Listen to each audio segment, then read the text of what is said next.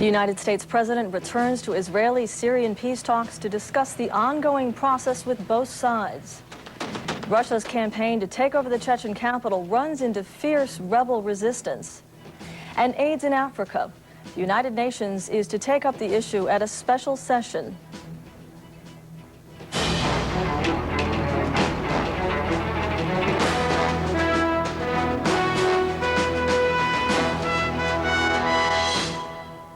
Hello and welcome to World News. I'm Debra Daugherty at CNN Center. United States President Bill Clinton has returned to the site of Israeli-Syrian peace talks once again to help the two sides come together. The president's intervention comes amid fears that the main negotiators will leave soon without reaching any type of agreement. CNN's Jerusalem Bureau Chief Walter Rogers joins us live from Shepherdstown, West Virginia with the latest. Walter. Hello, Deb. Well, for most of the last hour and a half or 2 hours, President Clinton has indeed been meeting Ecuador's President Jamil Mahuad, who declared a state of emergency Thursday in an attempt to curb protests against his government, has reportedly announced all cabinet ministers submitted their resignation. With the latest on this story, we are joined now by Nick Hedgeko from Quito. Nick, what can you tell us? Hi, Deb. Yeah, we just heard a televised announcement from Jamil Mahuad. Where does the army stand at this point? Is the military loyal to Mahuad? That's quite an important question at the moment, because the army is seen as an essential sector in the emergency we're seeing at the moment. Nick Hedgeko reporting from Quito, Ecuador with that news. Russia's presidential election is set for March, and the overwhelming favorite is acting President Vladimir Putin. His popularity is due in large measure to what has so far been seen as a successful war in Chechnya. But as CNN's Mark Armstrong reports, the latest developments may not be what Mr. Putin is hoping for. The drive by Russian forces to capture Chechnya's capital, Grozny. The United Nations Security Council holds a special session Monday. For the first time in history, the topic is a health issue, and the focus is AIDS in Africa. CNN's Richard Roth has a preview. Burying the dead in Uganda. No, they didn't die in war. They died from a more sinister enemy, AIDS. And coming up on World News, while a young Cuban boy enjoys life in the United States, the political controversy over his custody continues.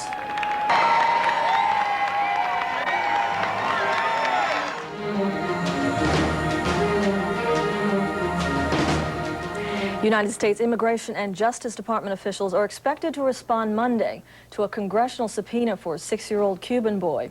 Elian Gonzalez has been subpoenaed to testify in February. The timing is designed to delay his repatriation to Cuba by Friday. That's the deadline set by U.S. immigration officials for the boy's return to his father. More on the story now from CNN's Susan Candiati. Youngsters love parades, and Elian Gonzalez waving both Cuban and U.S. flags. A popular winter holiday destination for Europeans is experiencing some weather problems. Floods triggered by freak heavy rains have hit the Spanish Canary Islands, blocking roads and trapping some residents in their homes. The floodwaters turned streams into rushing rivers that swept away automobiles. Local reports say the storms may have caused as much as $60 million in damages.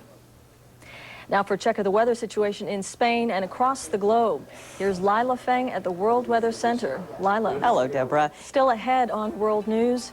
Fuel-injected dreams are on display as Detroit shows off its future wares.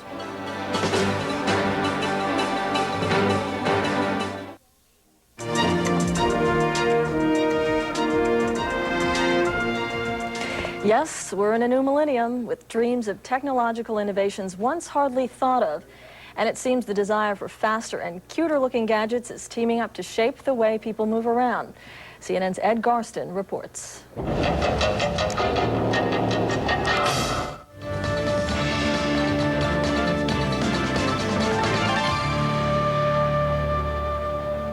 Time now for the latest financial news in our Biz Asia Extra. Key Asian markets are sharply higher at this hour. Investors there getting their first chance to react to the big rally on Wall Street Friday. Hong Kong's Hang Seng Index is up 449 points, or 3%. Singapore Straits Times gaining 54 points. In Sydney, the All Ordinaries is up 57 points, and the Seoul Composite is up 40 points. That's a gain of more than 4%. Markets are closed in Tokyo due to a national holiday. China is closing down 2,500 small steel smelters and mills. The move is part of a campaign to reduce steel output by 10% to ease markets overloaded with consumer and industrial goods. The sweeping cuts will put thousands out of work and deal a heavy economic blow to small one-industry towns. China runs the world's largest steel industry, with more than 3.2 million workers employed in over 6,000 enterprises. Stocks closed out a wild week on Wall Street with a big rally. The Dow Industrial Average jumped 269 points to close in record territory, and the Nasdaq Composite soared 155 points, its biggest one-day point gain ever. But taking a look at the market's performance over the entire week tells a different story.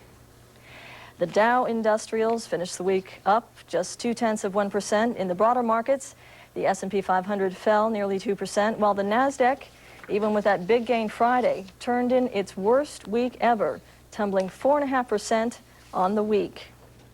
And that is the latest in business news. Sports and world headlines are coming up next.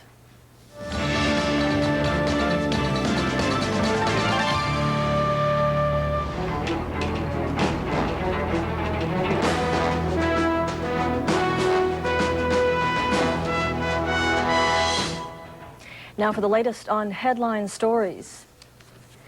United States President Bill Clinton has flown to Shepherdstown, West Virginia to meet with Israeli and Syrian officials holding peace talks.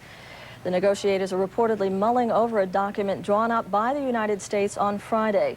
The document was designed to help the two sides move towards substantive negotiations. Earlier, U.S. Secretary of State Madeleine Albright led Israeli Prime Minister Ehud Barak on a tour of U.S. Civil War battlefield. Mr. Barak told reporters it would be impossible to predict how long the talks would last. In Chechnya, Russian forces face aggressive rebel counterattacks, rising casualties, and harsh weather conditions. Russian commanders Sunday acknowledged troops were ambushed several points on the war front, and rebels said they'd retaken several villages.